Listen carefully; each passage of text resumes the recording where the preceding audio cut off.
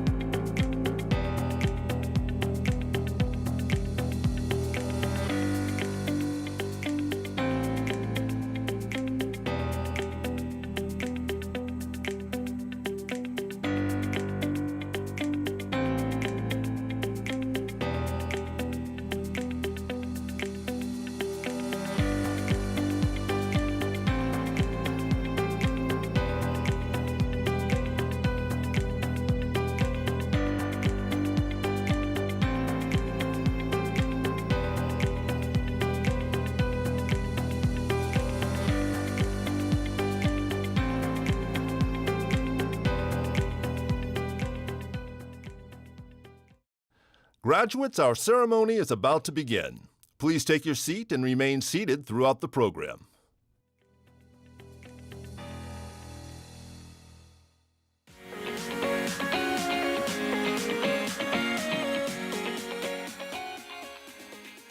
The ceremony will begin in 1 minute.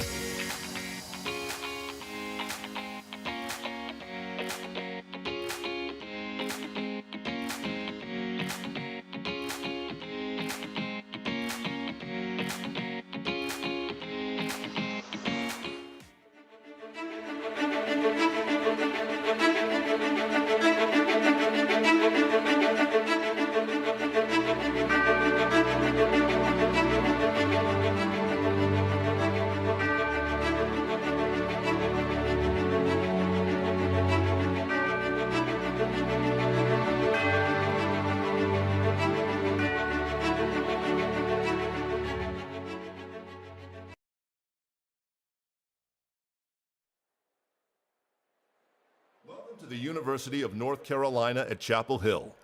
Join us as we welcome back the class of 1975 as they celebrate their 50th anniversary.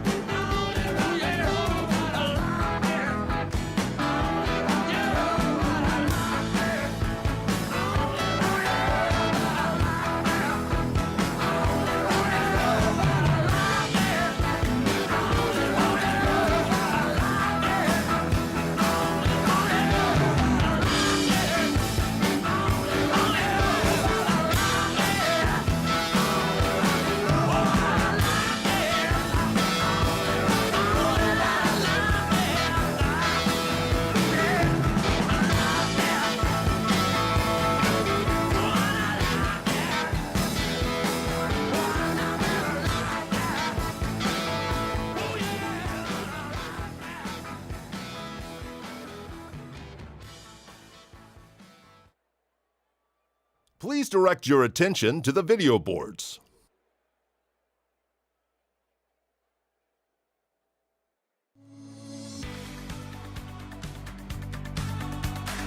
In a world that's ever-changing, Carolina remains unwavering. We started our journey with missed milestones, uncertain of what lay ahead. Then we stepped onto campus and took control of our own destiny.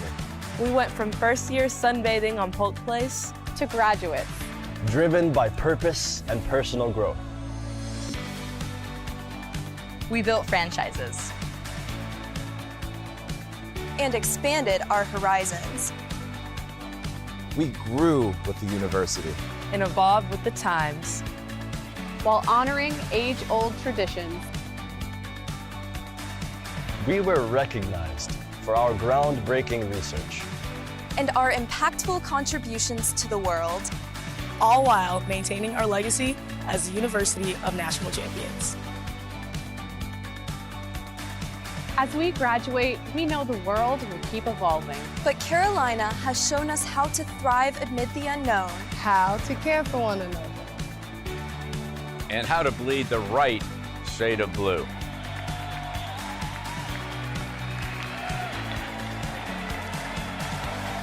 and to know that we can always call Carolina home.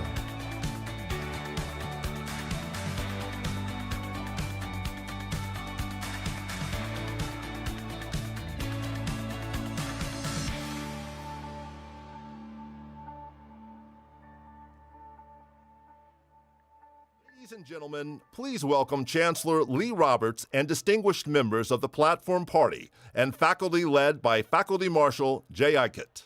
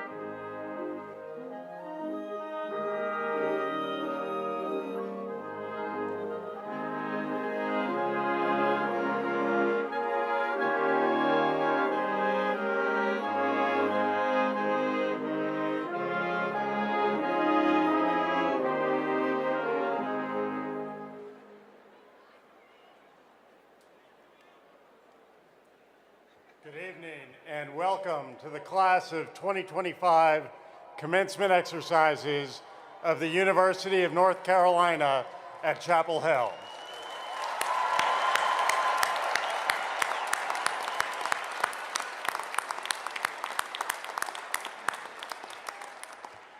Please stand as cadets and midshipmen of the Army and Navy Reserve Officers Training Corps present the colors, and then please remain standing as Ryan Smith, a senior with a double major in physics and music from Cary, North Carolina, leads us in the national anthem.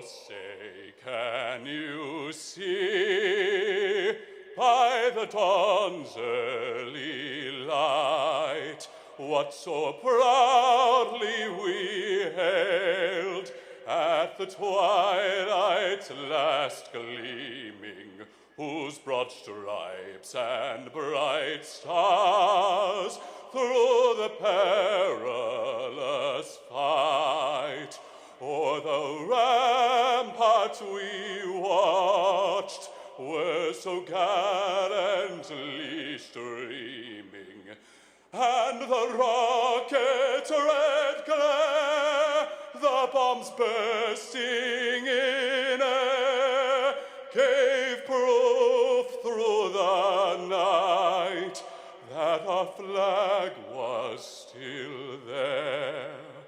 Oh, say, does that star-spangled banner yet wave o'er the land of the free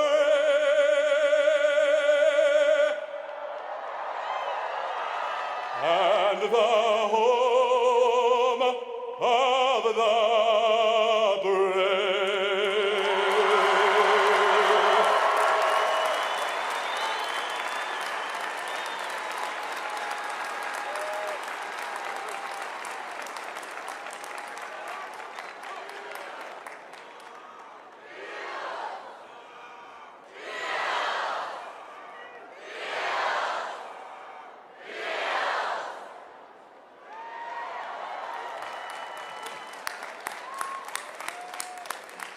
Please be seated. Welcome to commencement, class of 2025. We are proud to gather with you, along with your parents, family, friends, teachers, coaches, and all the people who have gotten you to this important milestone. I want you to think back to your first moments on campus, the tour you took with your parents, or summer orientation, or move-in day in August. This campus was new and perhaps a little bewildering. There was little that felt familiar, and you may have missed home. But now this campus and its landmarks belong to you. You have memories in the library, in the pit, and rushing Franklin Street. You probably have a favorite spot: the bell tower, Polk Place, the old well. I have a favorite. It's not the old well exactly, but the large white oak tree behind it that I can see from my office in South Building. I've watched this tree change colors and mark the passage of time each semester. Tom Bithell, our university arborist, told me that for the past 20 years, he's been pruning that tree to give the impression that it's embracing the old well. As I said on University Day last year, once you see it, you can't help but marvel at it. Our campus is defined by its trees, starting with our legendary Davy poplar. For as long as this university has existed, the trees here have stood as a reminder of the strength, patience, and deep-rooted community that only the nation's first public university could nurture.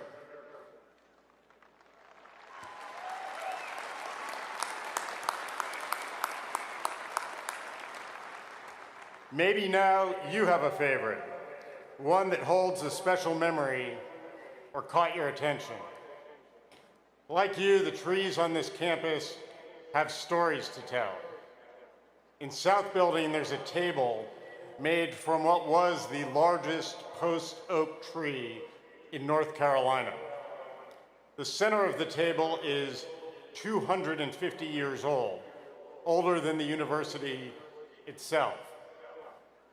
The rings of this tree tell stories, from the bullets that our arborist found in the tree to the telegraph insulation that the tree grew around. No tree can grow without its roots. And throughout your time here at Carolina, you've been growing and establishing your roots. You've been nourished by our remarkable faculty and staff who have supported and challenged you. Your years here have provided you with deep roots of knowledge, values, and friendships that will support you as you venture into the world. Now you are taking the next step. Your future, like the branches of the trees on our campus, is reaching outward and upward, stretching toward new ideas, new communities, new fields. You will face new challenges, and you will be tested. In a world that changes rapidly, you will have moments when you might be fearful or anxious.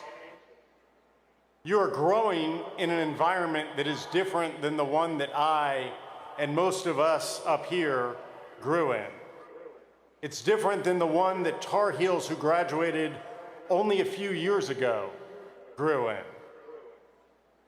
My challenge to you as you enter this new chapter of your life is this: remember your roots.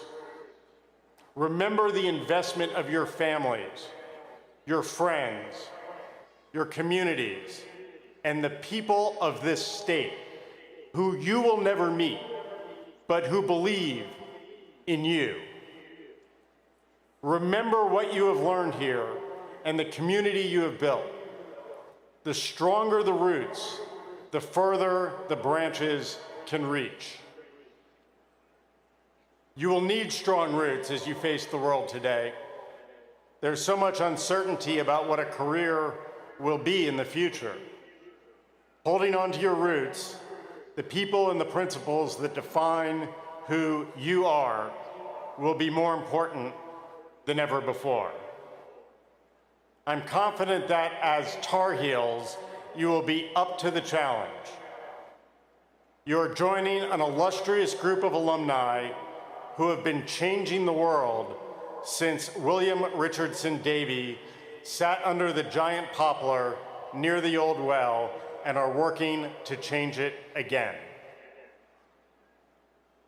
It won't be easy, but you won't be doing it alone.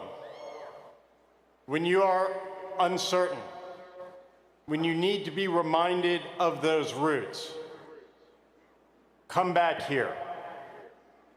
Walk the brick pathways. Listen to the bells. And look at that tree embracing the old well. Remember what you have learned here and let it inspire you for what's next. Carolina will always be your home, and we can't wait to welcome you back. Thank you, and go Heels.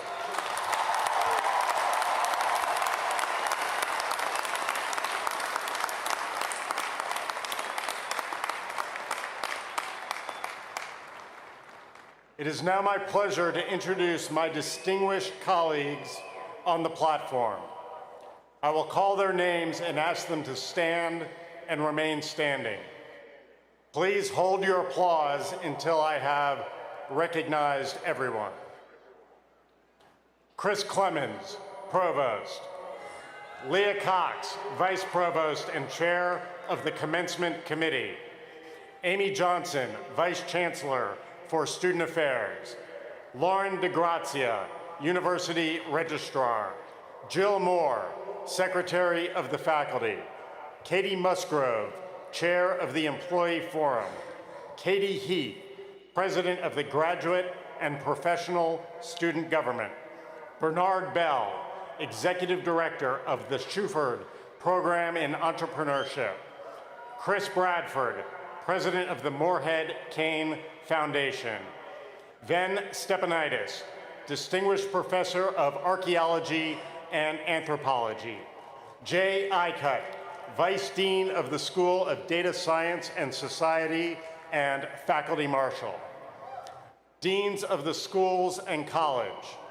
Dean Jim White, College of Arts and Sciences. Dean Martin Brinkley, School of Law. Dr. Christy Page, School of Medicine. Dean Jill Hamm, School of Education. Dean Angela Kashuba, Eshelman School of Pharmacy.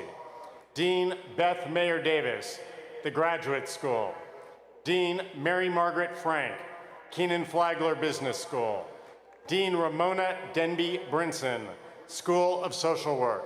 Dean Raul Rice, Hussman School of Journalism and Media. Dean Jeffrey Bardzell, School of Information and Library Science. Dean Nancy Messonnier, Gillings School of Global Public Health. Dean Janet Guthmiller, Adams School of Dentistry. Dean Valerie Howard, School of Nursing. Dean Amy Wall, School of Government. Dean Stanley Ahalt, School of Data Science and Society. And Dean Jed Atkins, School of Civic Life and Leadership. Members of Carolina's Board of Trustees: Rich Allison, Rob Bryan, Perrin Jones, Jen Lloyd, Ralph Meekins, Julia Taylor. Also on the stage are your senior class officers, Timothy McClendon and Amani Chavakuli.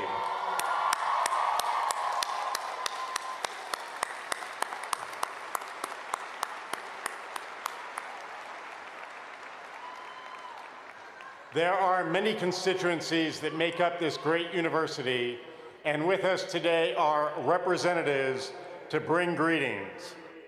Representing the Board of Governors is Governor Gene Davis. Representing the Board of Trustees is Chair John Pryor. Representing the Carolina alumni is Chair Martha Peck. Representing the faculty, Chair Beth Morocco. We begin with Governor Davis. Please be seated.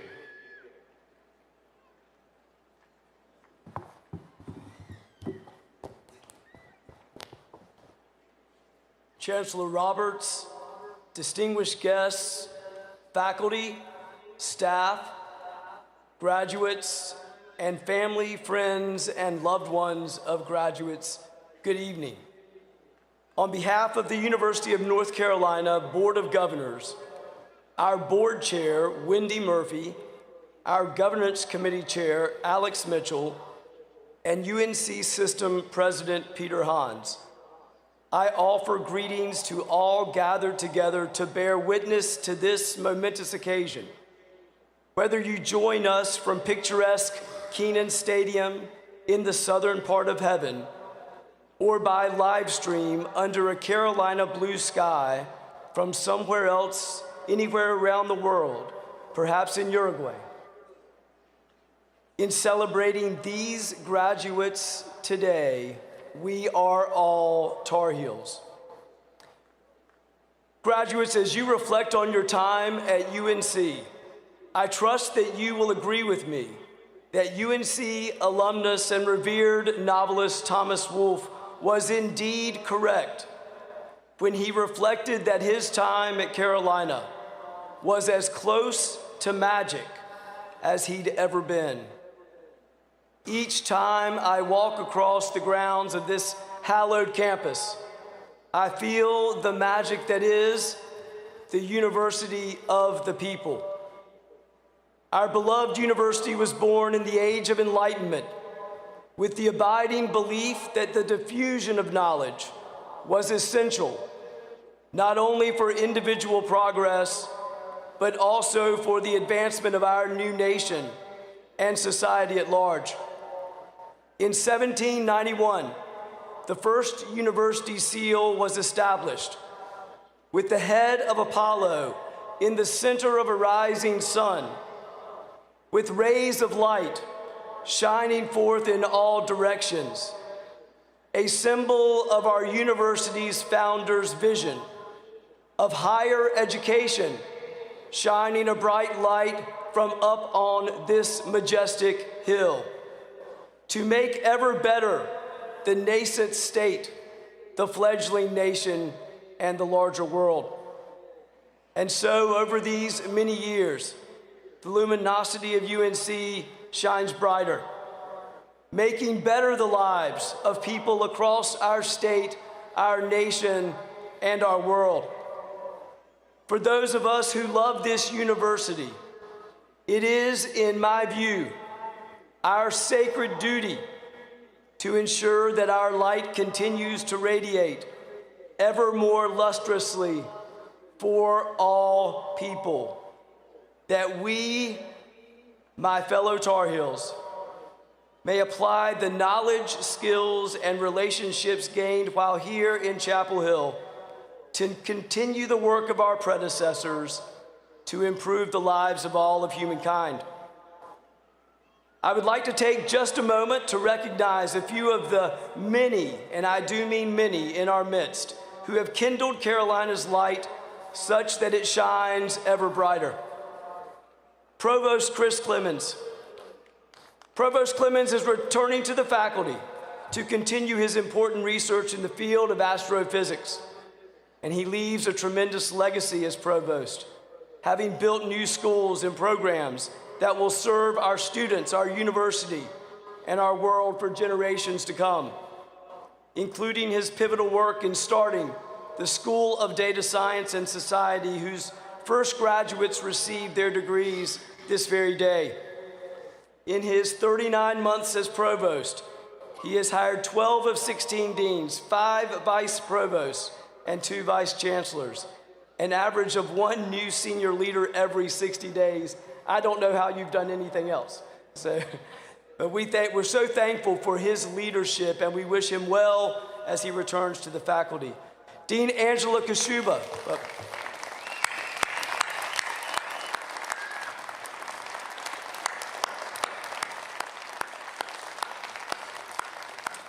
Dean Angela Kashuba was appointed Dean of the School of Pharmacy in 2019, and during her tenure, the school has been ranked the #1 school of pharmacy in the nation twice in a row by U.S. News and World Report.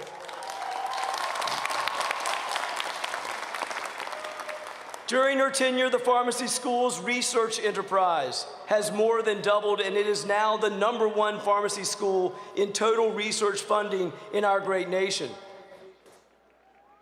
Dean Wesley Burks, who is not with us, but he has stepped down as CEO of UNC Health and Dean of the School of Medicine. He was there since December of 2018, and he devoted himself to mentorship, to training and preparing others to lead the way, to advance the practice of medicine and the teaching of medicine, both here at UNC, around the state, and further abroad. Dr. Burks has worked to increase the enrollment at the medical school to attempt to fill the needs of our growing state. But perhaps his greatest legacy will be the Children's Hospital that is being established collaboratively with Duke University, the fulfillment of a longtime dream of Dean Burks. And thankfully, even Carolina and Duke can find some common ground when it comes to helping children.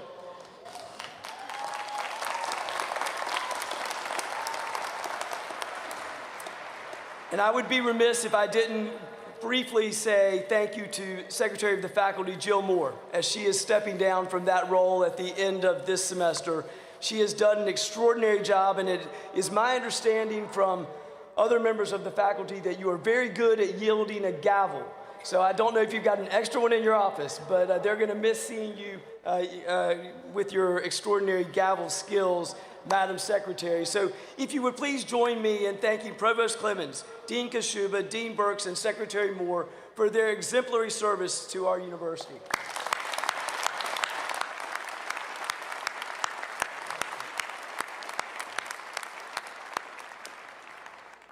Amongst the host of robed scholars assembled behind me and graduates and faculty on the field in front of me this evening, Perhaps inexplicably, I have been asked to impart a few words of wisdom to these extraordinary graduates. Please know that I do so with genuine, deep, and heartfelt humility. My life experiences since twice graduating from my beloved alma mater have taught me the following. The sooner you love and accept yourself for who you are, the better. That does not mean you shouldn't strive every day to become your best self, but it does mean you must have the self-awareness to see your own brokenness and love yourself anyway. I'll never forget walking on the beach with my then 3-year-old daughter, collecting seashells. I noticed that while I was picking up the shells that were whole, she kept picking up the broken shells. So I asked her, I said, "Sweetie, why do you keep picking up the broken shells?" And she looked up at me with her sparkling eyes and said, "Daddy, because they're the beautiful ones." In brokenness, there is beauty. When you look through the eyes of a child, or perhaps through the eyes of the divine, see the beauty in your brokenness and perhaps in the brokenness of others, and love yourself and others anyway. Look for the best in others. Whoever you are with, when you are with them, look for the best. The world seems to want us to view ourselves as belonging to one tribe or another, and to view our tribe as right and another tribe as wrong and bad. I implore you, don't fall into this trap. Rather, look for the best in every person that you meet, in every person that you're with. We are all part of a common humanity with similar hopes and dreams for our future and the future of those who will come behind us. We all have so much more that unites us than divides us. And finally, always be filled with gratitude and be generous in expressing gratitude.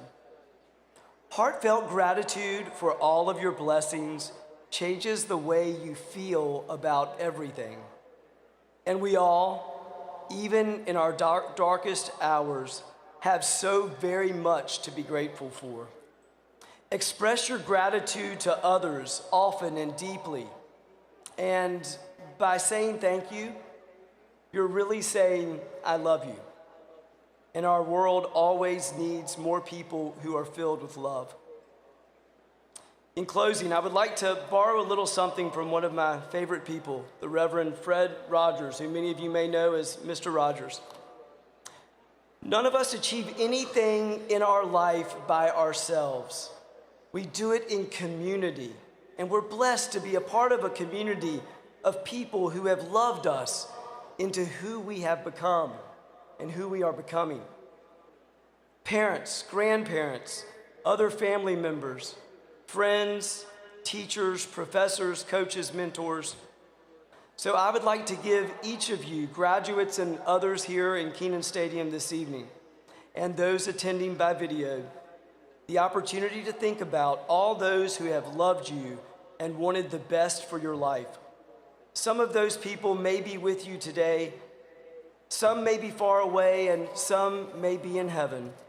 But I would ask you to close your eyes and take just 30 seconds to think of these special people. I'll watch the time.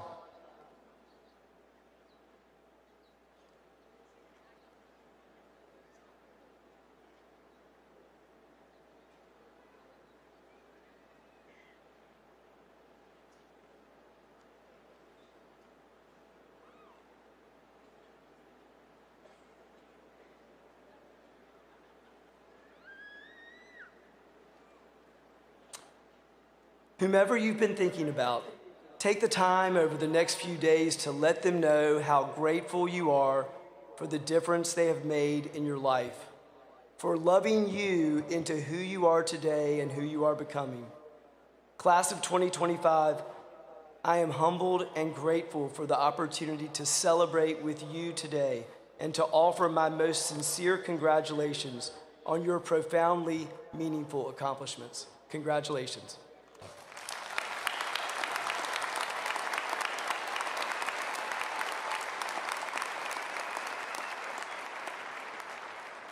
As we celebrate commencement, it is important to recognize the contributions of the world-renowned faculty here at Carolina, who work tirelessly by day and by night to not only instill knowledge in their students, but also to advance knowledge, and in so doing to address many of the most complex problems of our time.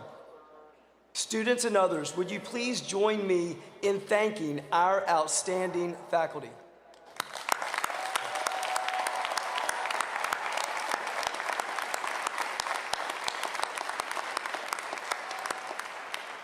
It is my privilege today to present this year's University of North Carolina Board of Governors Award for Excellence in Teaching. And please know that there are so many deserved faculty members here. The Board of Governors has been giving these awards to a professor at each of our 16 institutions since 1994. And it is my true honor to announce that this year's recipient for the University of North Carolina Board of Governors Award for Excellence in Teaching is Dr. Shiza Kanzani.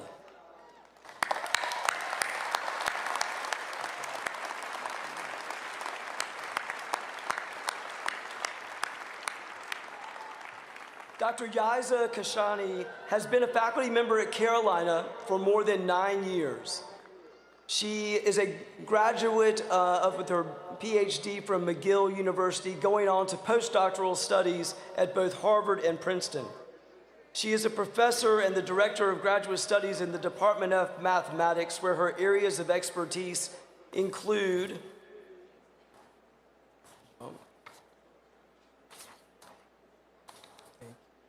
partial differential equations, mathematical physics, spectral theory, and differential geometry. No wonder I had a hard time explaining that one. Whew.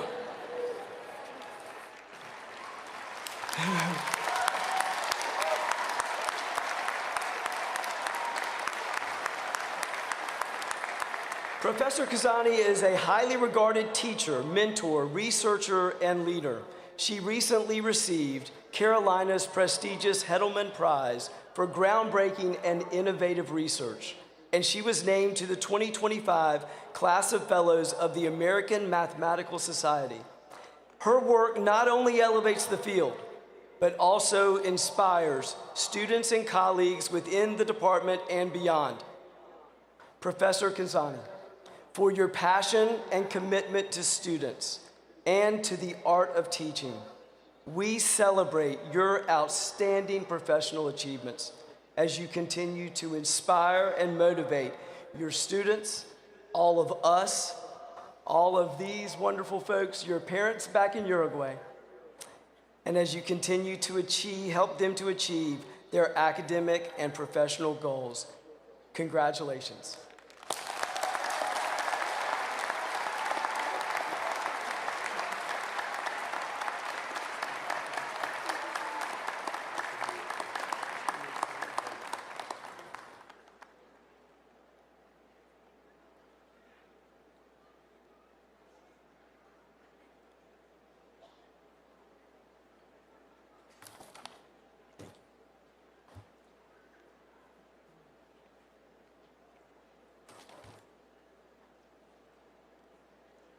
Thank you, Governor Davis.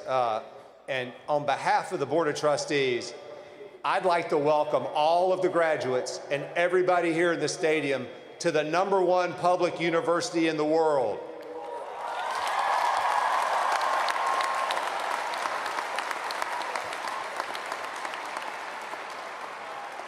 And let me just say a special thanks to all of the facilities and groundskeeping crew for making the stadium and the campus so beautiful.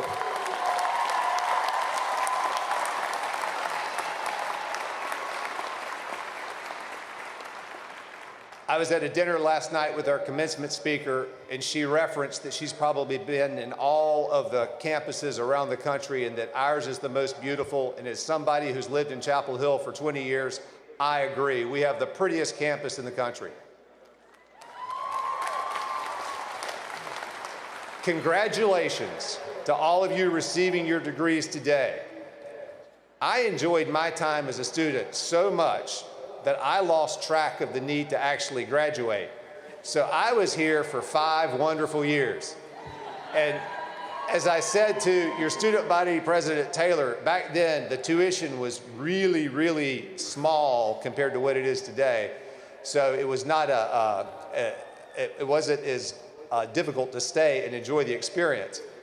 But I'm curious about your experience. Like me, did any of you ever have too much fun while you were here? Don't worry, because if so, I'm going to tell you a quick story about one of my heroes who was well known for his appetite for maybe indulging in food and drink a little too much, but went on to be quite successful in his career. And we all need people, real people, who did real things we can look up to as examples. One of mine is Winston Churchill, the British Prime Minister, and arguably the single person most responsible for why today Europe is comprised of free countries and not dominated by Nazi Germany. During the 1930s, he was alone in all of Europe for consistently warning of the dangers posed by Nazi Germany, but few listened. He was a lone voice right up until the start of World War II, and then he was proved right. There's a lesson there. Sometimes everybody else might just be wrong, and you might be standing alone, the only one who is right. In advance of a trip to the White House to meet with then President Roosevelt, Churchill shipped for his 3-week stay 96 bottles of champagne, 60 bottles of red wine, 72 bottles of white wine, 60 bottles of whiskey, and 36 bottles of brandy. He would have been a great Tar Heel.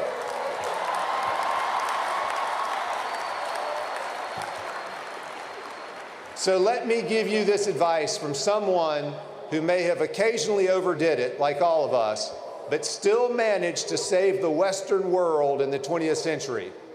Success is not final, failure is not fatal, it is the courage to continue that counts.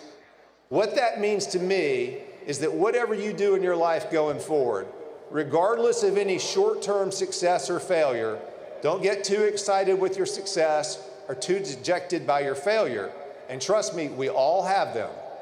What matters most is the courage to continue doing it. Whatever it is, your goal, your dream, your passion, don't ever stop pursuing it. And don't ever be afraid to stand alone for what you believe is right. Go Heels!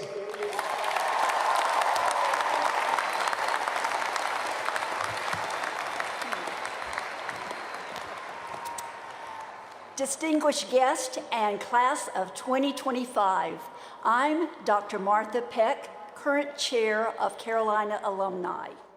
This association has a rich history spanning 182 years and now representing over 367,000 living alumni.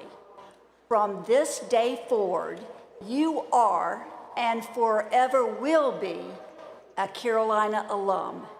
And Carolina Alumni is dedicated to ensuring that you remain connected to this great university. 52 years ago, I was a newly minted graduate, and I'm pretty certain we shared similar emotions: relief, pride, some angst over the future, and a tinge of sadness over leaving this place that has become like a second home. You can't go home again. This is the title of a novel by Thomas Wolfe, renowned American author, Asheville native, and a graduate of Carolina in 1920. Wolfe's famous quote, "You can't go home again," suggests that returning to one's past is impossible due to inevitable changes in people and places. However, I respectfully disagree with Mr. Wolfe. You will always be a Carolina alum, and you can indeed return home to Chapel Hill. Personally, I returned 2 more times, earning additional degrees to become a triple Tar Heel. And there are additional ways that I encourage you to remember. Share your time, share your talents, and share your treasures.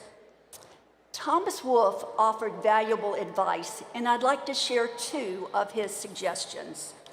First, make your mistakes, take your chances, look silly, but keep on going. And secondly, one cannot truly be superior without humility, tolerance, and human understanding. So sometimes we leave home, and sometimes home leaves us. Though you might not always physically be able to return to Chapel Hill, I encourage you to keep those connections alive.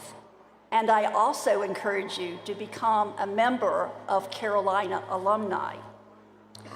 My closing challenge to you is this: make your mark upon the world and make this world a better place. And always remember that you can return home to Chapel Hill, whether in person or in thought, or as our favorite singer James Taylor urges, gone to Carolina in my mind. Thank you, and hearty congratulations to all our graduates.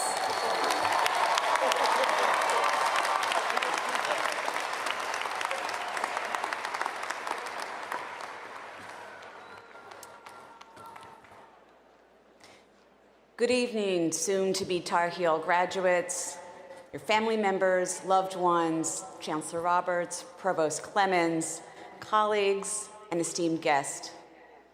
On behalf of the over 4,000 faculty of the University of North Carolina at Chapel Hill, I bring you warm greetings and hearty congratulations.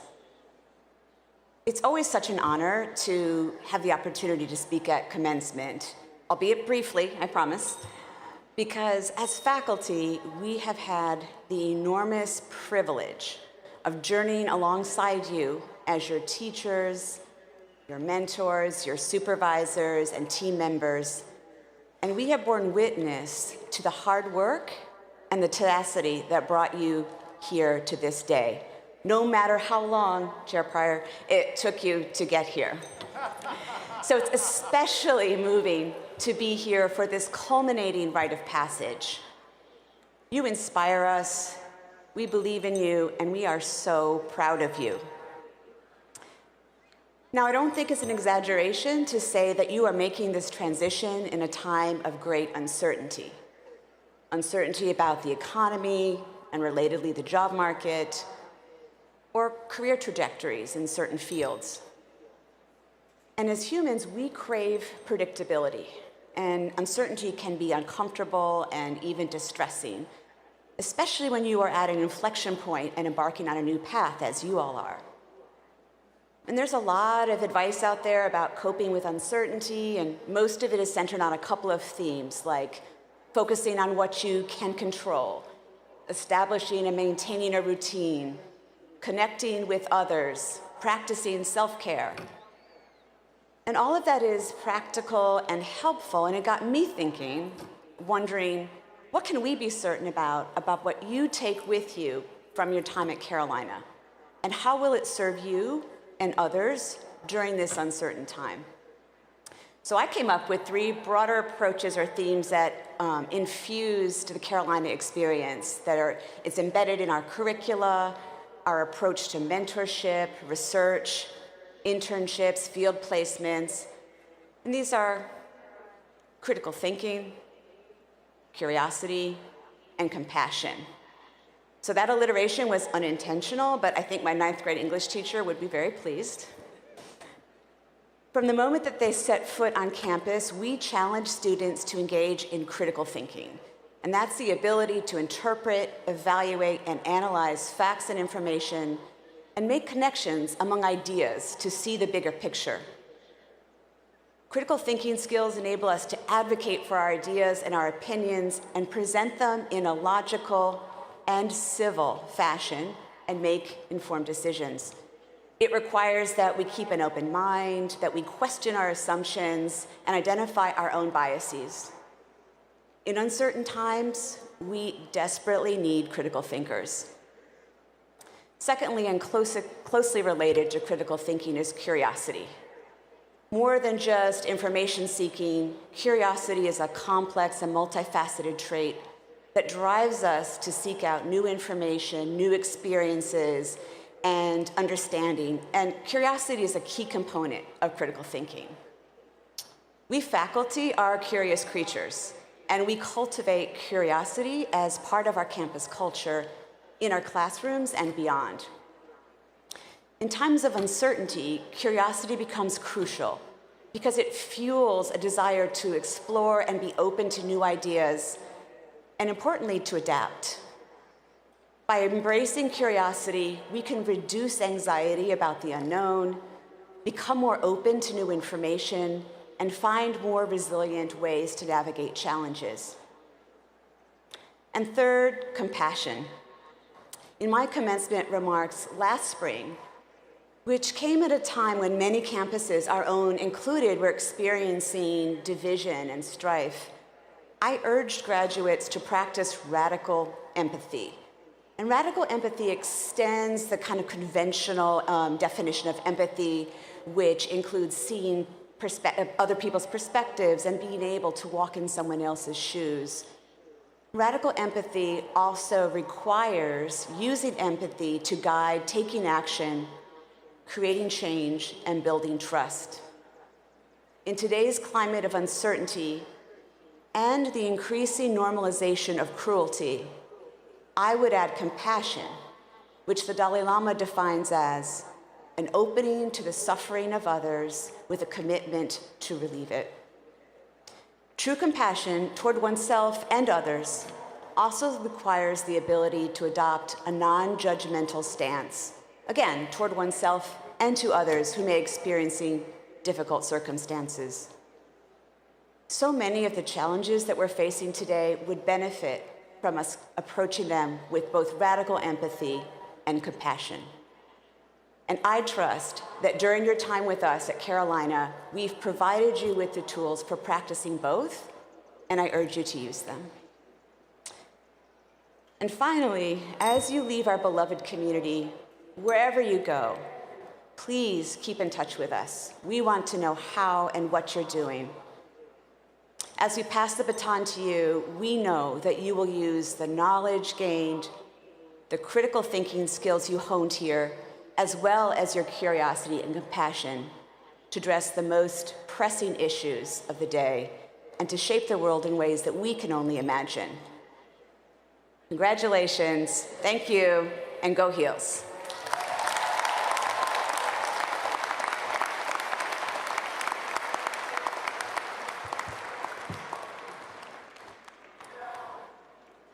Thank you, Dr. Morocco. It is now my honor to introduce one of the greatest athletes of all time and a proud Tar Heel, Mia Hamm, class of 1994.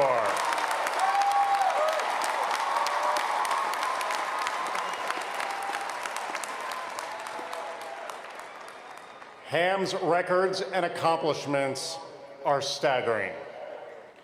During her time at Carolina, she set the NCAA women's soccer scoring record and led the Tar Heels to 4 national championships.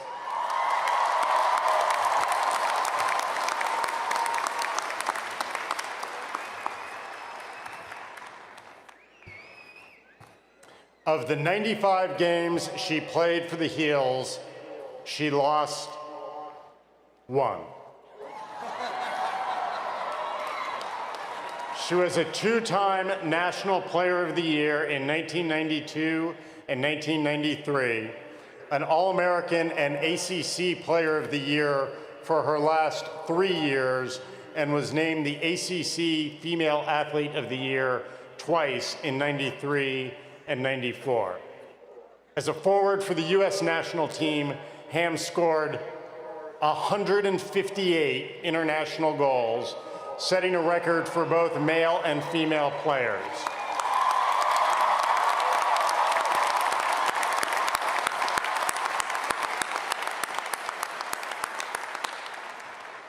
She was twice named FIFA World Player of the Year, the first American woman ever to win that award.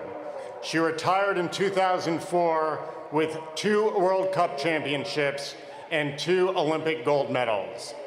In 2007, she was inducted into the National Soccer Hall of Fame and was the first woman inducted into the World Football Hall of Fame.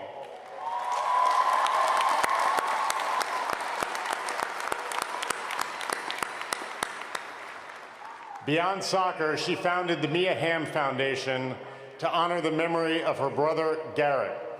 The foundation is dedicated to bone marrow research, supporting families of transplant patients, and helping further women's sports programs. There is no better example of Carolina excellence, and we are delighted to welcome her back to Chapel Hill. Please join me in welcoming your commencement speaker, number 19, Mia Hamm.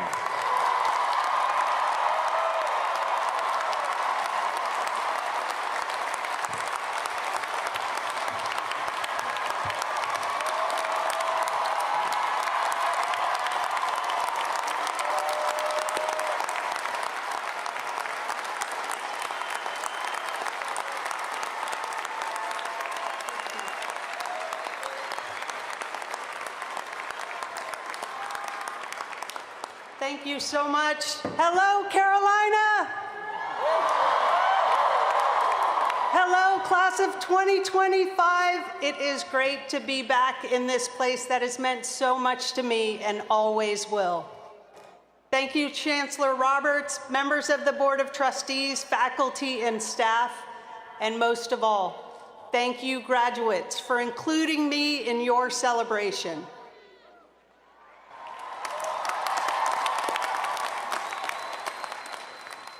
I have never given a commencement speech before, and to be honest, this isn't my comfort zone. But when Chancellor Roberts asked me to be here, I had to say yes. First, on a personal note, this is a big day for 2 families that have had a major impact on my life, the Overbecks and the Levys. I want to say congratulations to Carson and Ryan and all your classmates on this incredible achievement.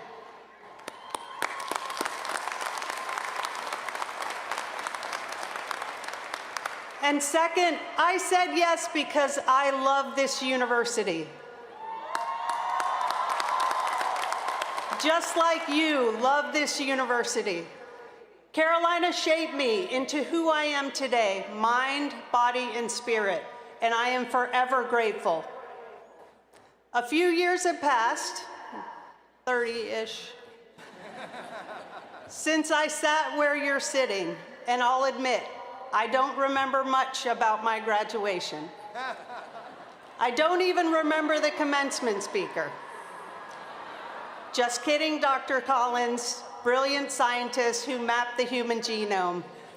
And thank you again, sir, for all you have done for the world. While I can't remember many details about that day, I remember how it felt. And I don't mean incredibly hot, although it was. I remember how much love I felt for my friends and teammates, how I already felt homesick for this place, where I had lived longer than anywhere else.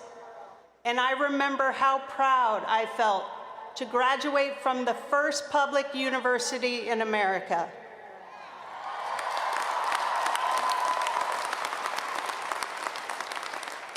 An institution dedicated to service, producing both world-changing research and some of the greatest athletes in the history of sport.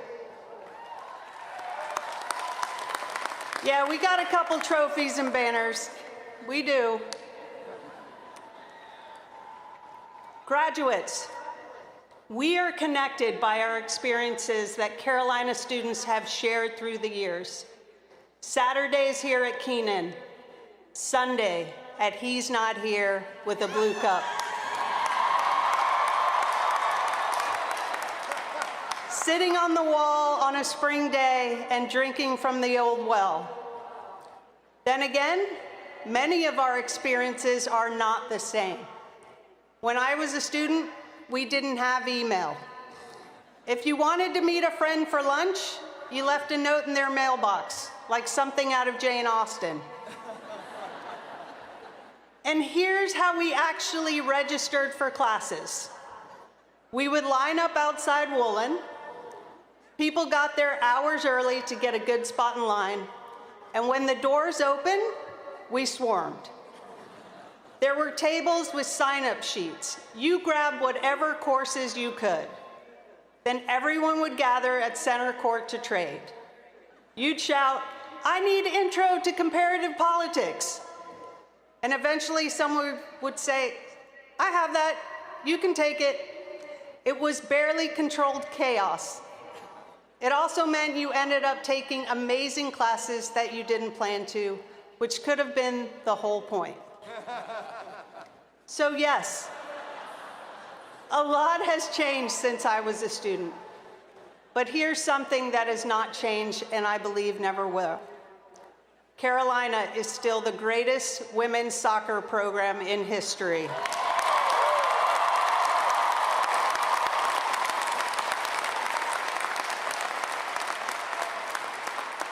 Congratulations, Tar Heels, on your 23rd national championship.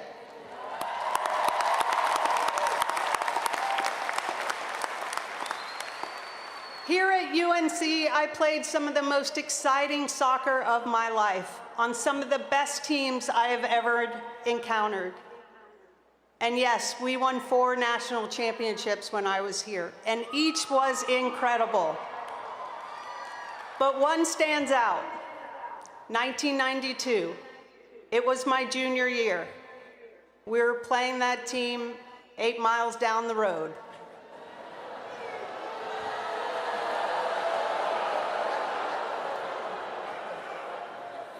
They scored first.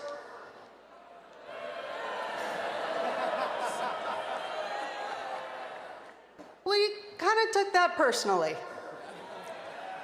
And then we proceeded to score not 1, not 2, but 9 goals.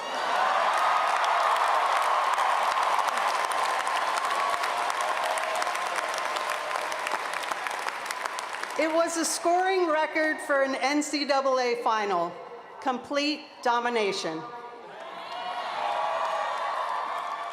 And the reason we were so unstoppable was because we were so in sync, every single one of us.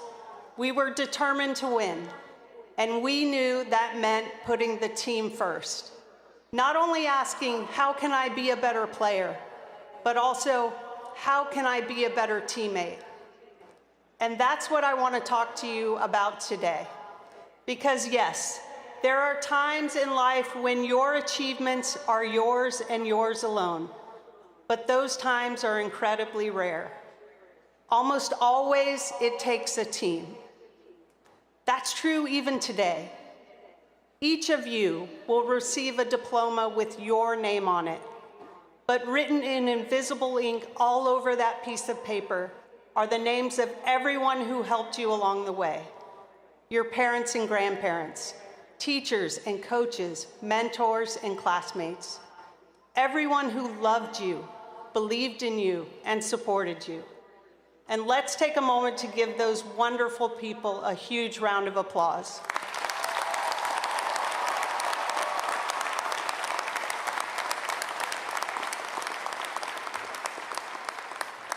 In my view, knowing how to be a good teammate is one of the most important skills in life. So I want to share 3 lessons with you from my years as a Tar Heel and my years on Team USA. Lessons that I hope will be of value to you as you head off into the world and find your future teams. The first, aim for unity, not uniformity. There are players who do many things well, and players with one secret weapon. There are superstars, and there are role players, ready to jump in at a moment's notice. A strong team makes the most of what everyone has to offer. No one feels invisible or wonders whether their contributions matter. people know they're valued, and that drives them to do their best. The best teams embrace each other's differences because they know those differences make them stronger. A team with 11 Mia Hamms will not win the World Cup or an Olympic gold. They will have really good hair, though, just so. You need people with different skills, different strengths, different approaches to solving problems. You need diversity.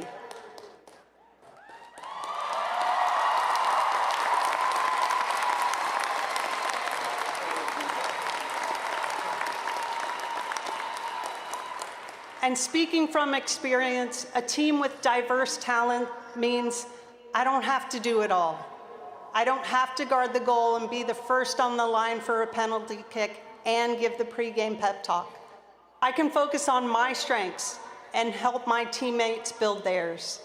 And when I mess up, I can count on my team to help me learn from my mistakes and make me better. Teams that achieve this kind of unity just feel different. Here's an example. In 1995, Team USA came in third in the World Cup. And I know I should say third place is good, but we were disappointed. A year later, we were getting ready for the '96 Olympics, and that lackluster performance from the year before was still in our minds. There was an incredible player on our team named Karen Gabarra, my playing idol. Today, she's the legendary coach of the women's team at the U.S. Naval Academy. Back then, she was one of our veteran members. She wasn't seeing as much playing time as she had earlier in her career, but she always left it all on the field. So we were training hard, and finally, our coach gave us that one precious day off. Most of us immediately began making plans. And then that afternoon, word spread that Karen was heading back to the training center. Now, by that point, I was fully in Blue Cup day off mode. But I figured, well, I can run at least one sprint. So I headed over with Tisha Venturini, another Tar Heel, and we ran into others on the way. And soon, every single member of Team USA was running sprints together on our day off, because Karen was the standard. She was honoring us by pushing herself so relentlessly, and we, in turn, would not let her down. I remember turning to Tish and saying, "We're frickin' winning the gold medal."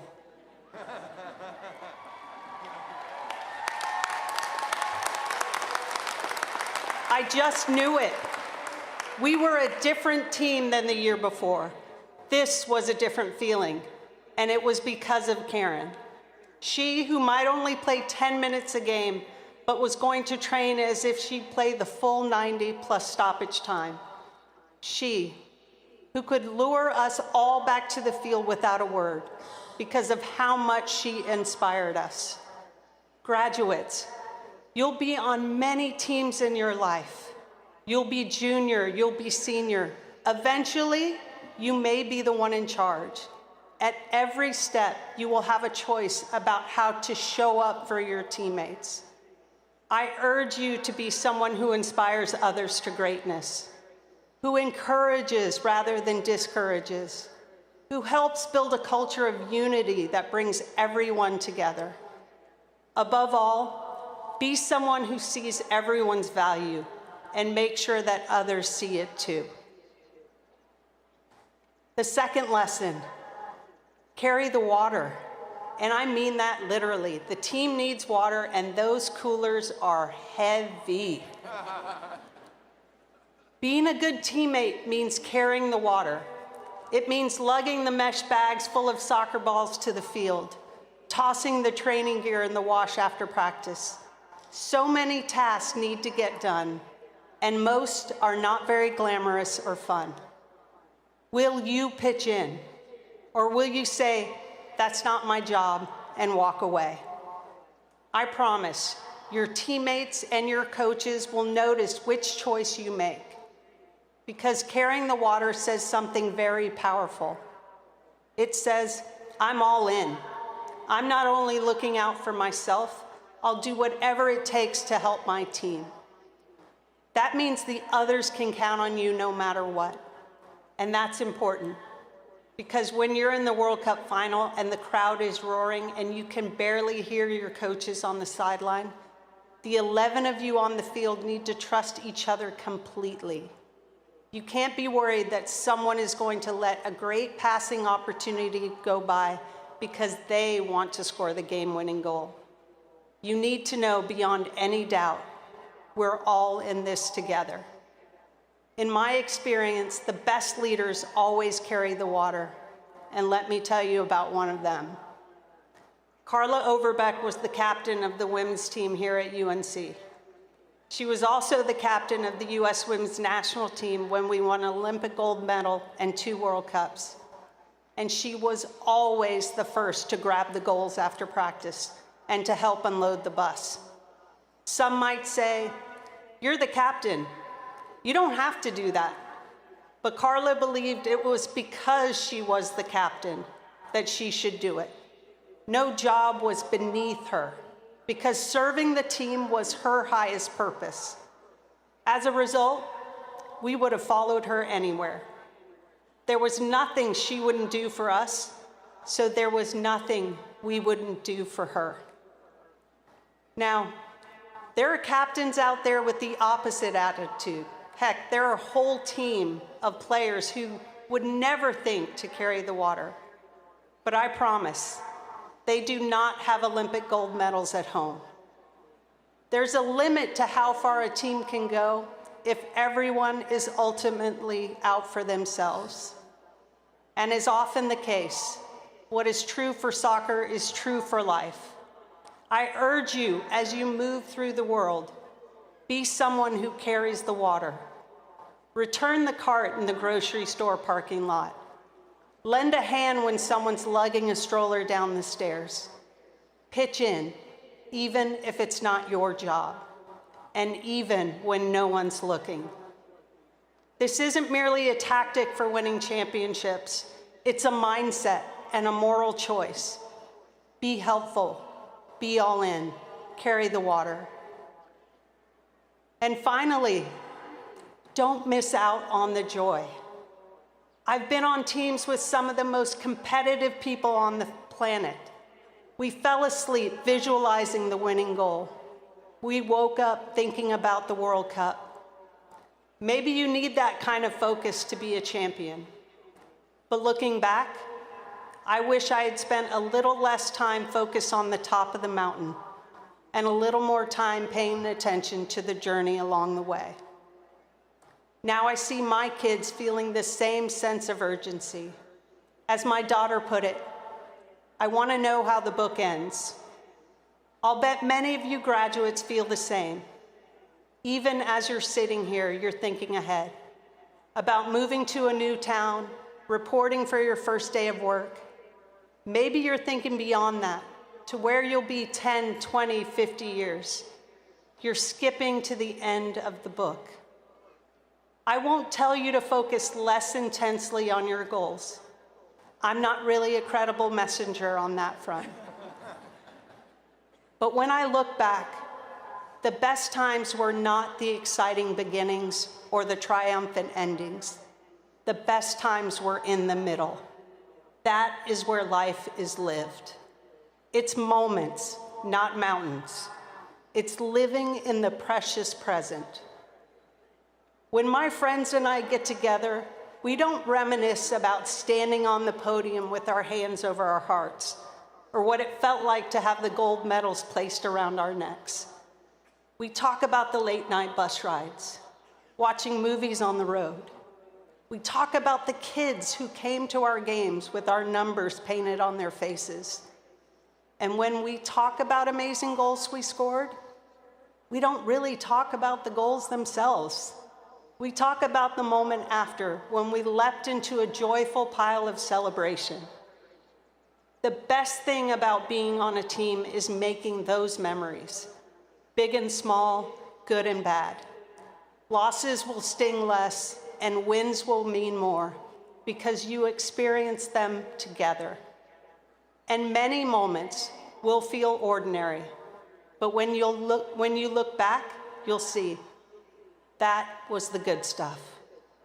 Those are the times that stick, and they'll mean more to you than you can imagine.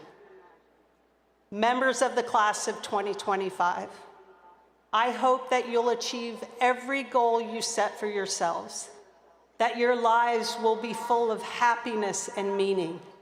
You have so much to give and show this world. I also hope you will savor all those moments in the middle, that you won't be so intent on what comes next, that you miss the growth and connection happening right now. My hope is you'll belong to many outstanding teams in your lives. You will make them better through your talent and your integrity. And always and forever, you will be a part of this team, our team, graduates of the University of North Carolina.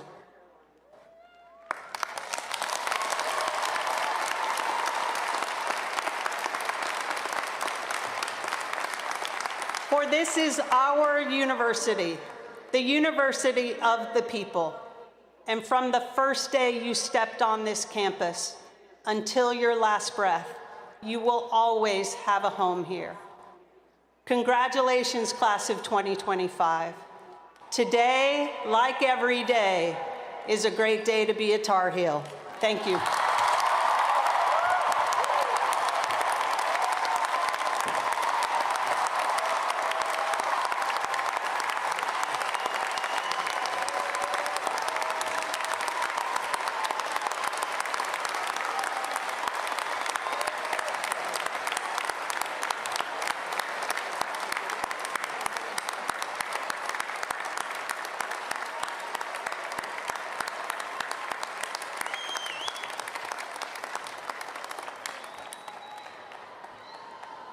Thank you, Mia.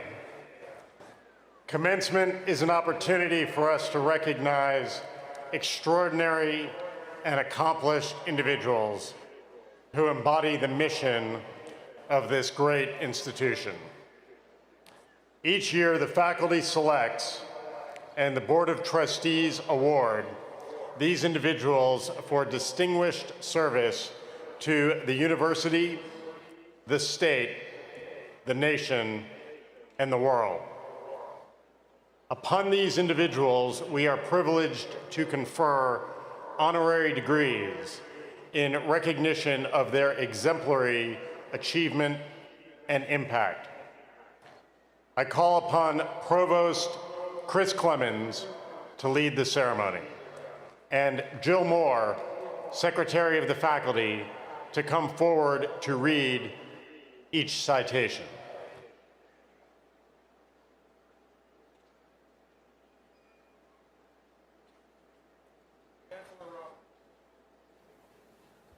Chancellor Roberts, I have the honor to present James Lowe Peacock III, who has been recommended by the faculty and approved by the Board of Trustees for the degree of Doctor of Laws.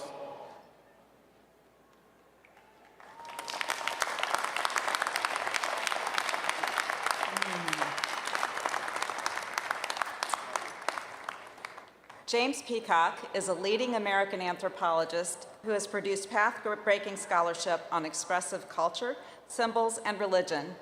He's a prolific scholar, a renowned instructor and mentor, and an exemplary citizen within the University of North Carolina. Peacock joined Carolina's faculty in 1967.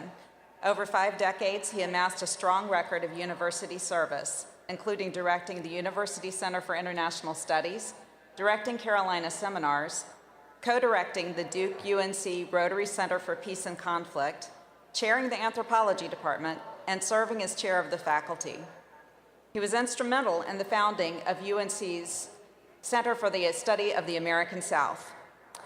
As a faculty member, Peacock received many honors, including the General Alumni Association's Faculty Service Award, the Thomas Jefferson Award, a Johnston Award for Excellence in Teaching, the Employee Forum Community Award for Improvement in Faculty-Staff Relations, a Massey Award, and induction into the Order of the Golden Fleece. He continues to remain an active as a scholar and community member. For outstanding accomplishment in anthropology, the University of North Carolina at Chapel Hill is pleased to confer on James Lowe Peacock III the degree of Doctor of Laws, honoris causa.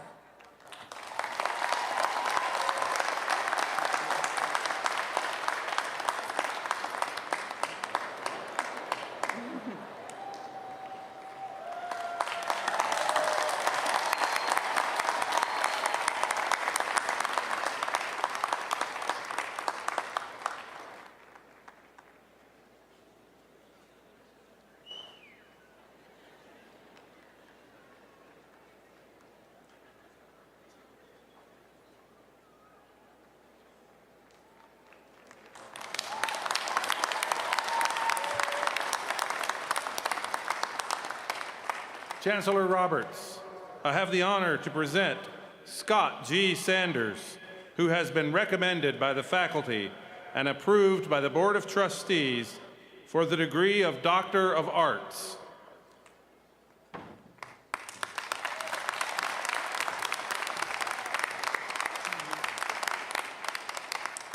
Scott Sanders has made exceptional contributions to the performing arts as a producer in theater, film, television, and music. His work has been honored with 3 Tony Awards, an Emmy, and a Grammy. Sanders began his career as executive producer at Radio City Music Hall, where he revitalized that iconic venue, restoring its financial solvency, cultural prominence, and artistic vitality while producing a series of acclaimed productions featuring a distinguished roster of artists. In 2007, he founded Scott Sanders Productions, a company renowned for championing projects that amplify underrepresented voices. Widely respected across the highest tiers of the artistic and entertainment communities, his recent collaborators include John M. Chu, Lin-Manuel Miranda, Oprah Winfrey, Steven Spielberg, and Trevor Noah, among others. Sanders has demonstrated a deep and enduring commitment to community engagement through his support of organizations such as the Tony Awards, the Black Music Association, God's Love We Deliver, the ACLU, and Producers United. He has also generously shared his time and expertise with UNC-Chapel Hill, most recently through the sold-out Shuford Entrepreneurship Homecoming Weekend Lecture in 2023. His career reflects the transformative power of storytelling to entertain, uplift, and inspire, values that resonate deeply with students at Carolina and beyond.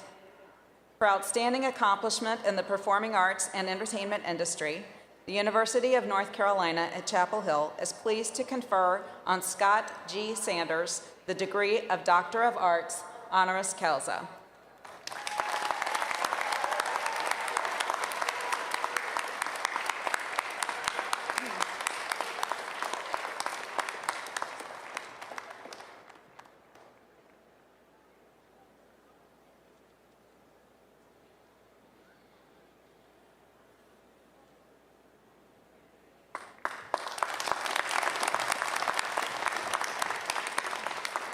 Chancellor Roberts, I have the honor to present Frances Jane Seymour, who has been recommended by the faculty and approved by the Board of Trustees for the degree of Doctor of Laws.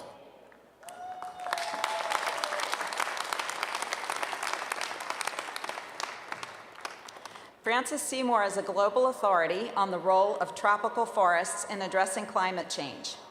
Her interests in land use, human rights, climate protection, and biodiversity have continued unabated since her time as a Moorhead Scholar at Carolina. She has served as Senior Advisor in the Office of the U.S. Special Presidential Envoy for Climate in the State Department and is currently a Senior Policy Advisor to the Woodwell Climate Research Center and the Amazon Environmental Research Institute, where she works on policy to advance the potential of tropical forests to contribute to the mitigation of climate change.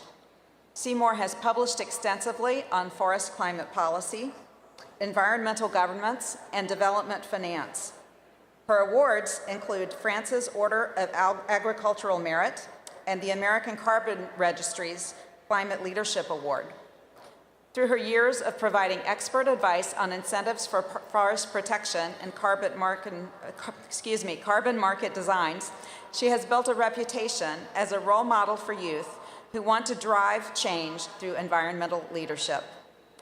For outstanding accomplishment in environmental science and leadership, the University of North Carolina at Chapel Hill is pleased to confer on Frances Jane Seymour the degree of Doctor of Laws, honoris causa.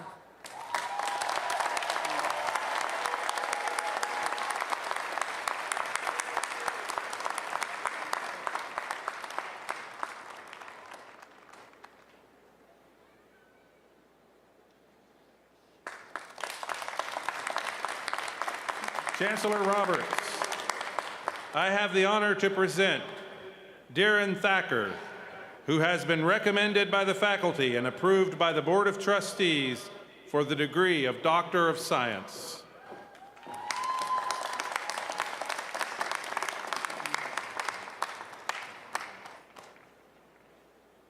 Darren Thacker is a distinguished scholar, researcher, and entrepreneur whose work in pharmaceutical sciences has benefited people around the world. Thacker was in middle school in India when his family purchased a pharmacy and rights to produce over-the-counter medications, piquing his interest in the field. He went on to earn degrees in pharmacy, pharmaceutical chemistry, and biochemistry, and to hold research and leadership roles at the National Institutes of Health, the U.S. Food and Drug Administration, and Glaxo Incorporated.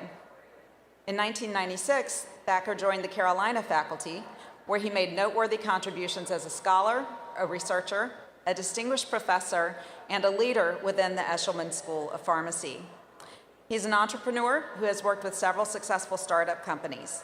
He founded Med Additus International, a nonprofit that is working with public and private partners to build a state-of-the-art pharmaceutical facility and to secure a distribution network in sub-Saharan Africa in order to improve patients' access to affordable, high-quality medicines. His ongoing commitment to pharmaceutical innovation has made a lasting impact in the field. For outstanding accomplishment in pharmaceutical sciences, the University of North Carolina is pleased to confer on Darren R. Thacker the degree of Doctor of Science, honoris causa.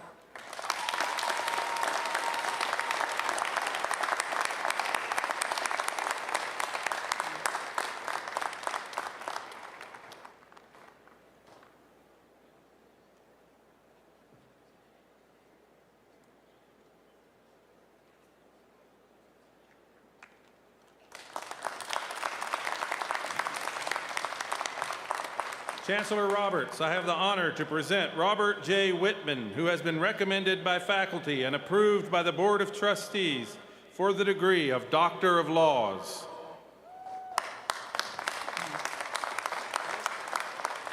Robert J. Whitman is a U.S. Congressman from Virginia whose long record of public service includes advocacy for the environment, veterans, and rural communities.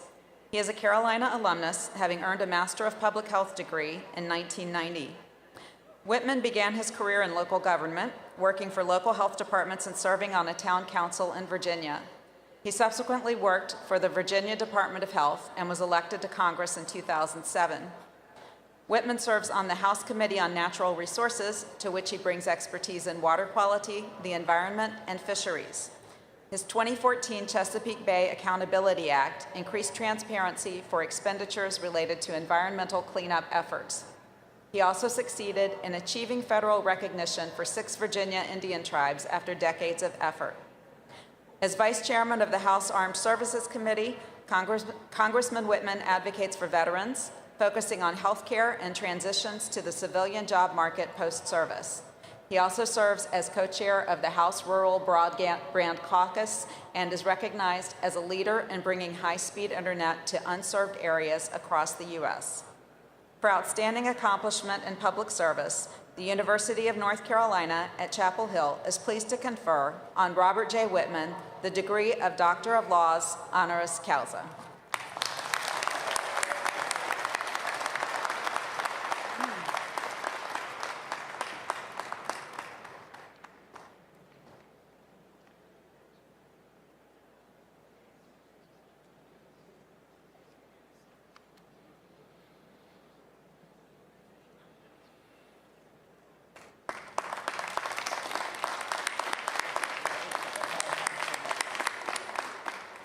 Chancellor Roberts, I have the honor to present Mia Hamm.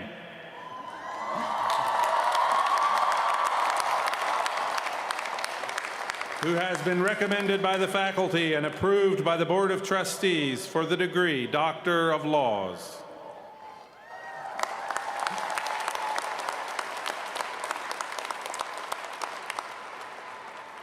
So you've heard so much about Mia Hamm's accomplishments already tonight, but there's more.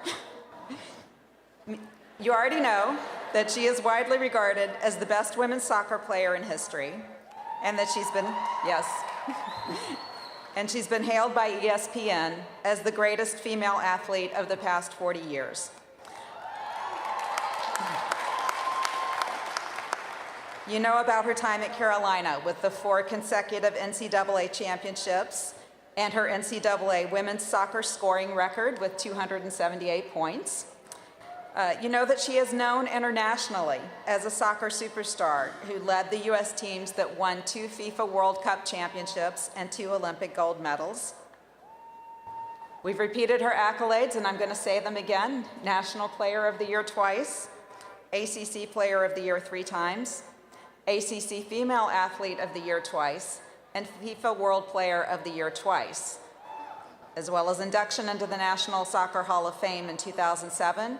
And, of course, she was the first woman inducted into the World Football Hall of Fame as well, as Chancellor Roberts informed you earlier.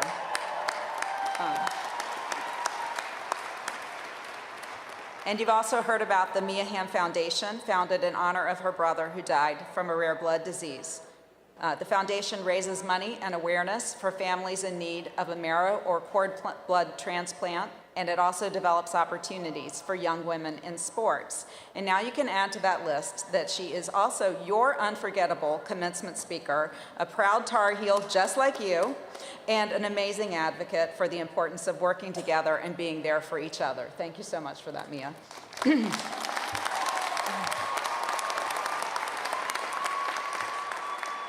For astounding accomplishment in athletics and public service, the University of North Carolina at Chapel Hill is pleased to confer on Mia Hamm the degree of Doctor of Laws, honoris causa.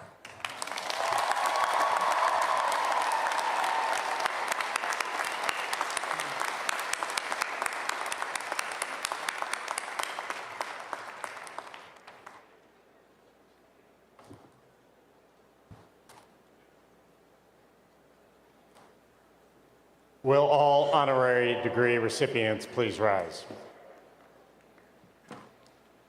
By virtue of the authority vested in the University of North Carolina by the State of North Carolina and by the university entrusted to me, I hereby confer the said degrees upon you.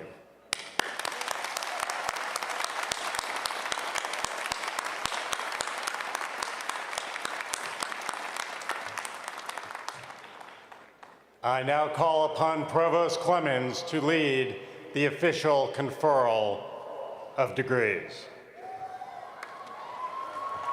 Thank you, Chancellor Roberts. Let's take a moment now to recognize our outstanding undergraduates. These seniors are exceptionally accomplished students who exemplified the highest possible level of undergraduate scholarship. Will the candidates of baccalaureate degrees with highest honors please rise and remain standing?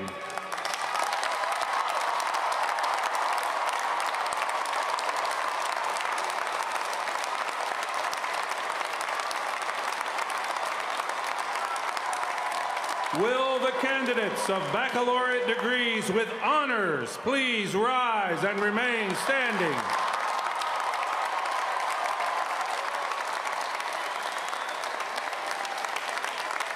Congratulations to each of you on this outstanding academic achievement. You may be seated.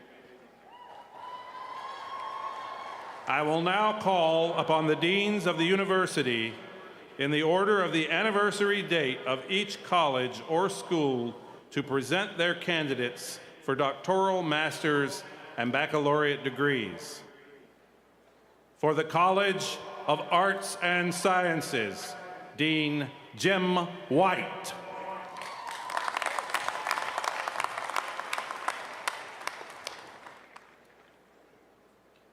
Thank you, Provost Clemens. Chancellor Roberts, I am pleased to present to you the recipients of degrees in the College of Arts and Sciences. Will these graduates please rise and make some noise?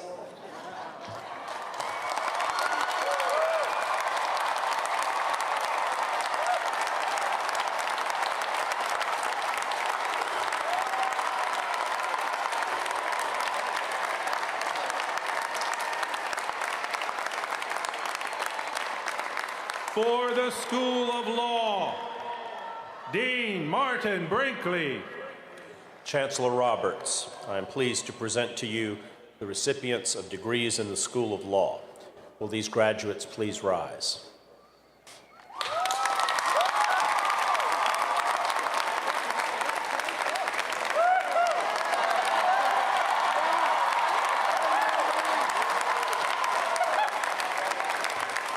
For the School of Medicine, Dr. Christy Page.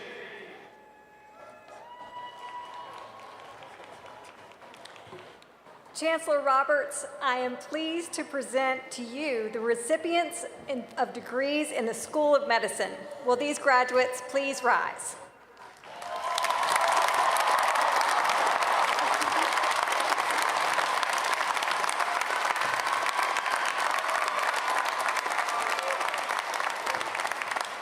For the School of Education, Dean Jill Hamm. Chancellor Roberts, I'm pleased to present to you the recipients of degrees in the School of Education. Will you please rise?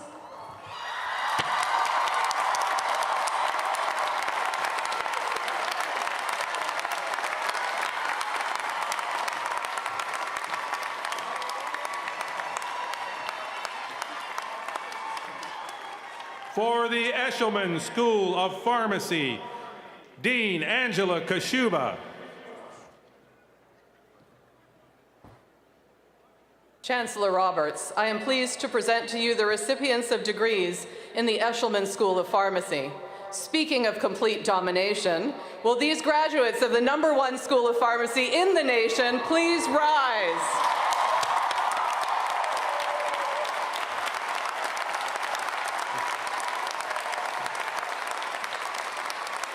For the Graduate School, Dean Beth Meyer Davis. Chancellor Roberts, I am pleased to present to you recipients of the Professional Master's degrees of the Graduate School and the Masters of Applied Professional Studies. Will these graduates please rise?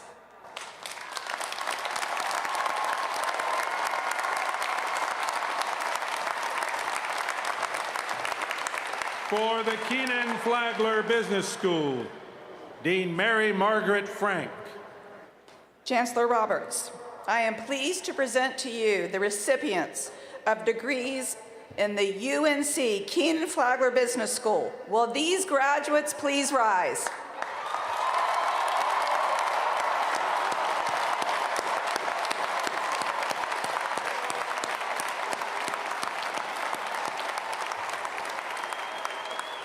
For the School of Social Work, Dean Ramona Denby Brinson. Chancellor Roberts, I am pleased to present to you the recipients of degrees in the School of Social Work. Will these graduates please rise?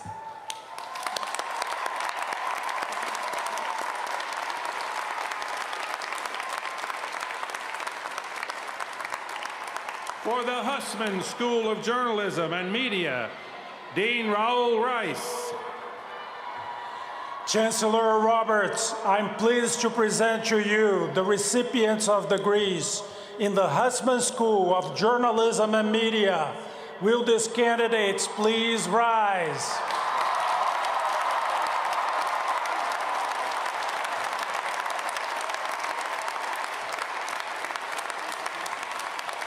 For the School of Information and Library Science, Dean Jeffrey Bardzell. Chancellor Roberts, I am pleased to present to you the recipients of degrees in the School of Information and Library Science. Will these graduates please rise?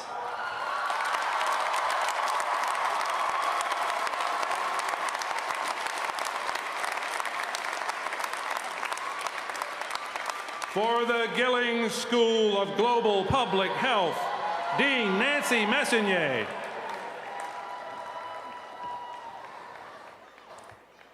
Chancellor Roberts, I'm pleased to present to you the recipients of degrees in the Gillings School of Global Public Health. Will these graduates please rise?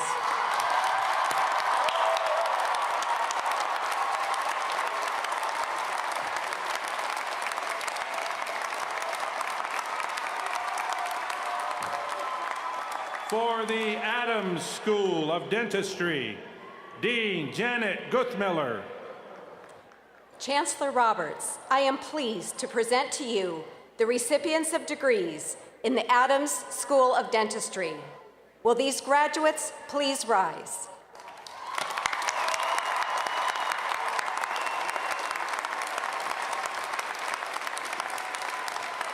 For the School of Nursing, Dean Valerie Howard. Chancellor Roberts, I am pleased to present to you the recipients of degrees in the School of Nursing. Will these graduates of our most trusted profession please rise?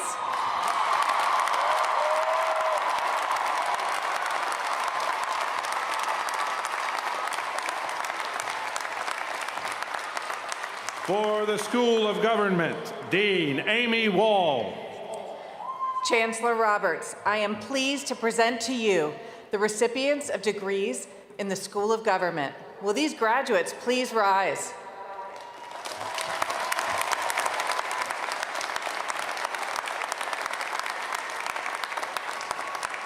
And here in his world premiere, for the School of Data Science and Society, Dean Stanley Ahalt. Chancellor Roberts, I am thrilled to present you with the very first recipients of degrees in the School of Data Science and Society. Will these graduates please rise?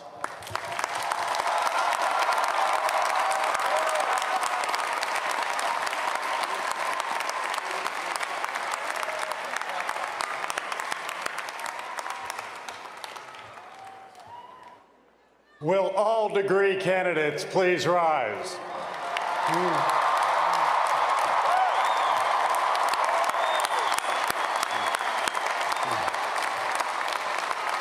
By virtue of the authority vested in the University of North Carolina, by the state of North Carolina, and by the university entrusted to me, I hereby confer upon you the degree for which the faculty has certified you, together with all the rights and privileges thereunto pertaining, and we offer you our warmest congratulations.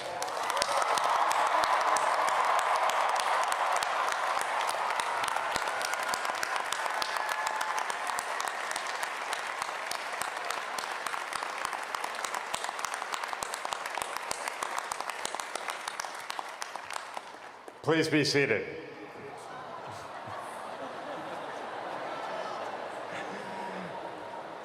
Congratulations, graduates. You now join our nearly 370,000 living alumni, Tar Heels like you, who are here to support and encourage you. Our state has nourished and supported this university since its inception over 230 years ago. The people of North Carolina have invested their hopes and dreams in you and your university. We would not be who we are today without the commitment of our state and its people. Please join me in expressing our gratitude.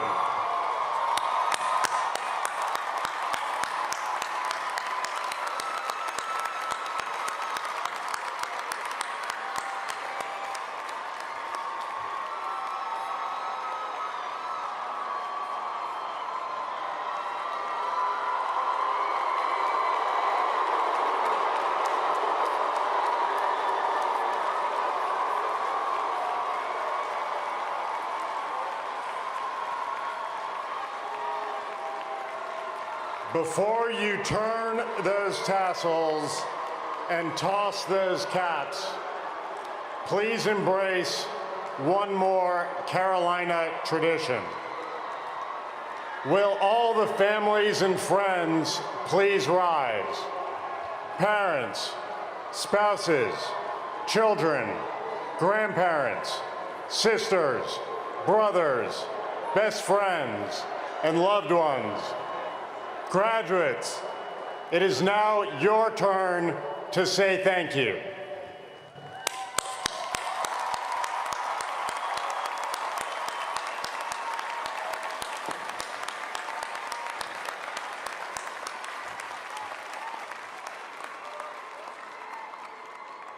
Remember the people who are here for you and the roots that you placed in this rich North Carolina soil. We can't wait to welcome you back to campus soon. I want to thank our staff and support teams who have worked tirelessly to make it possible for us to gather here today. Please join me in a round of applause for these dedicated Carolina employees.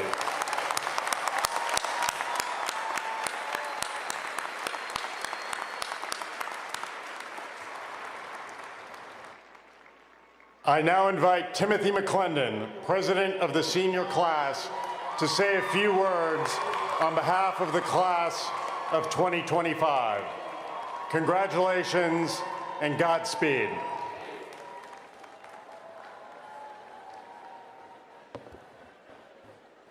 You know, I just want to hear how we're all feeling again right now. And I really want to hear the music in it. How are we feeling, class of 2025? Come on, right? You know, it is very hard for me to express in words what the school has meant for me, but I have to. And so this speech is dedicated to those in the school that have given me so much. Without, I would not be here today. To the Will Fellows Program, the Hogan Pod, my roommates at North Street, my hometown friends in Mooresville, my siblings and my parents, to Anna Fitzpatrick, who said that if I called her out in speech, she would give me a Duke ticket, and to the woman who rear-ended me today, probably to make me not give my speech, but I'm here regardless.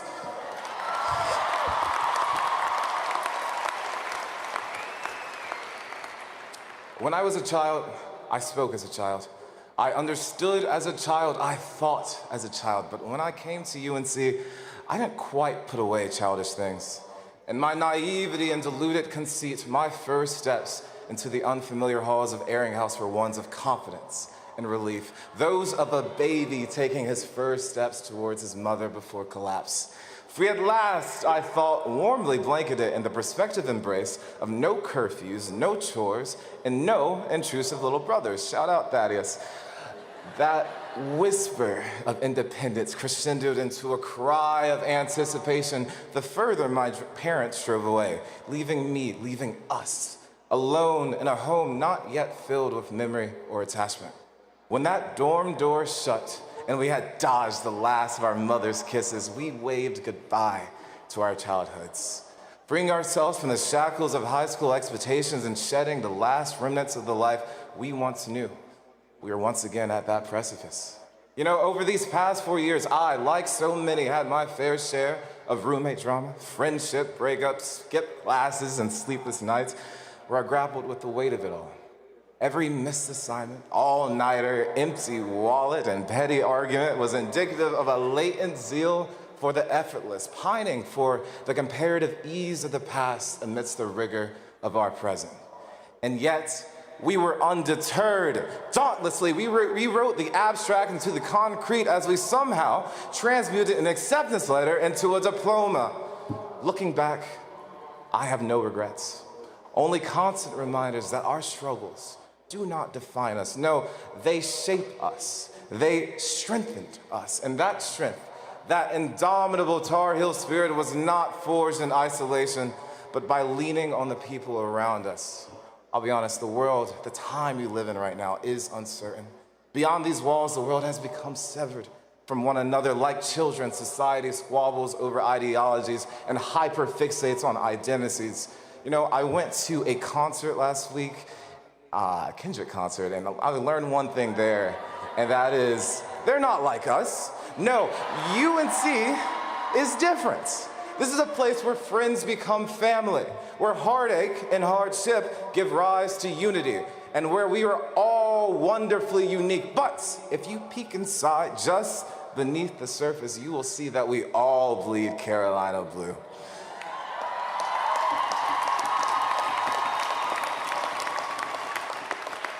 So as we turn the page to this new chapter in our life, once again ridding ourselves of childish things to become something greater, something more. Focus not on what divides us and brings us apart, but what draws us together. Stop fretting over reds and blues when we can all agree that Duke blue is the most abysmal. So today, let's vow to put away the unsavory traits of our youth, looking towards the wonder of the unknown, not to forget who we were, but to become who we were always meant to be. Thank you, Carolina. Congratulations to the class of 2025. Go Heels, and to my mother and every other mother in the audience, I wish you a very happy Mother's Day.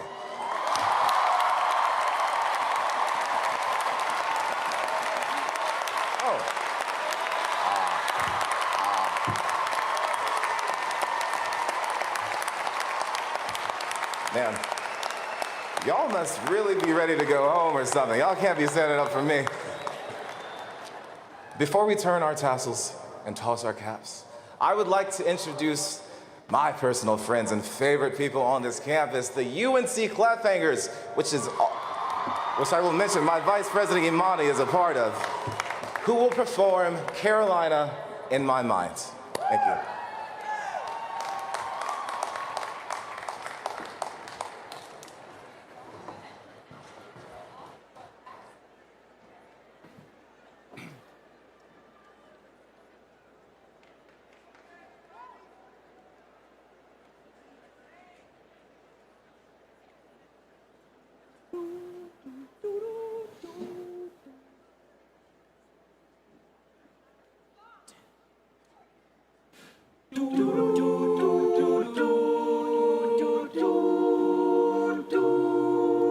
In my mind, I'm gone to Carolina.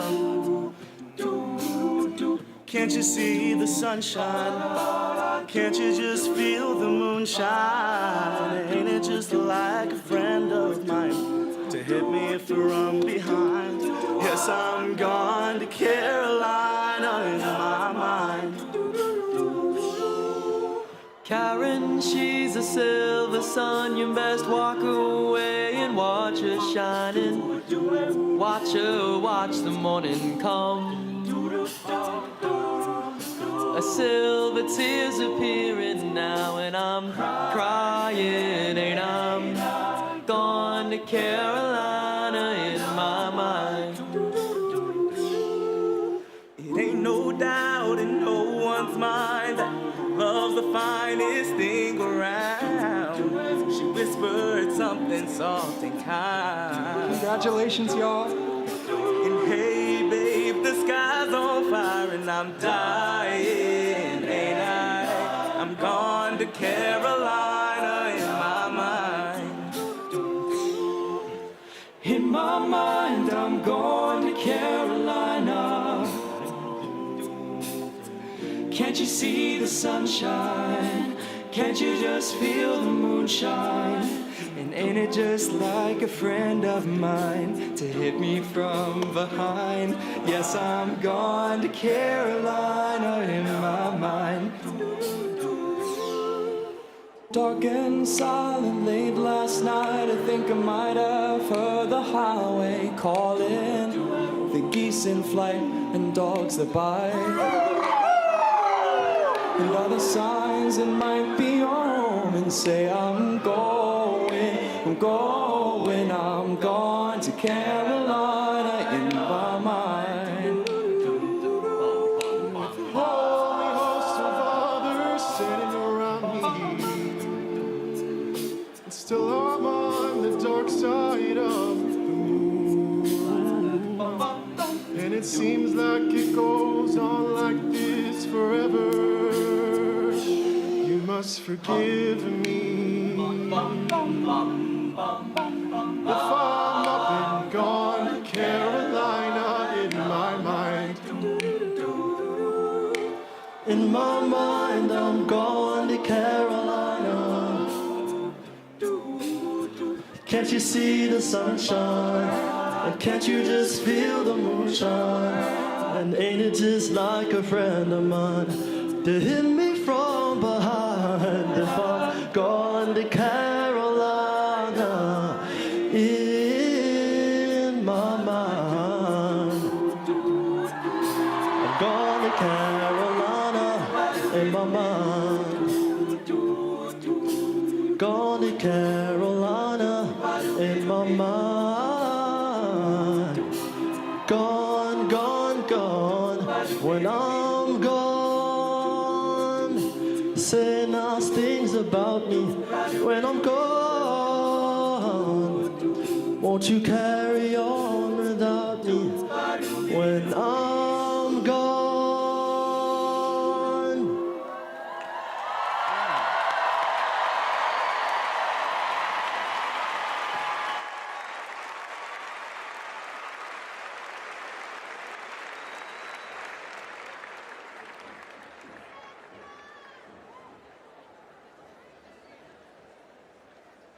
We did it, Tar Heels. As Vice President of the Class of 2025, I am privileged to lead you in moving your tassels from right to left. And then we will lead you in the cap toss, officially signifying our stance.